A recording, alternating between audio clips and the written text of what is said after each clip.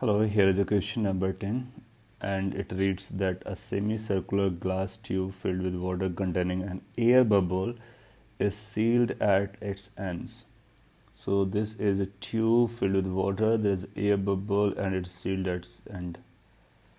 Then after it reads, if the tube is held with its plane vertical and made to move in its plane with a constant acceleration, that means you are moving this in this plane, maybe like this, maybe like this, maybe like this, maybe like this, in vertical, keeping it vertical. The bubble stays aside with the highest point as shown in the figure. So bubble stays here, that means at theta angle from its vertical. We need to conclude about its acceleration vector of the tube. We know if this glass tube is not accelerated or is at rest, basically you'll find this air bubble will be at the vertical point, because we know if in any container bubble forms inside the water, that air bubble lifts up and tries to come to the least pressure areas, or that means it moves from the higher pressure zone towards least pressure zone.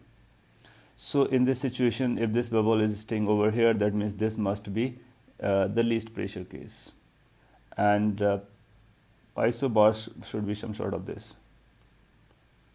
If these are the isobars, so effective gravity must be acting like this. If this is effective gravity with respect to, if we talk about the tube, so this effective gravity will contain two things: gravitational force as well as pseudo force.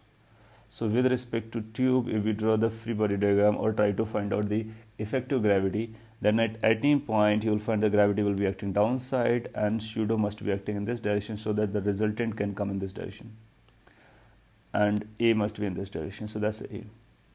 That means this tube must be moving in this direction with acceleration A, because we know in the case of pseudo this A reverses its direction.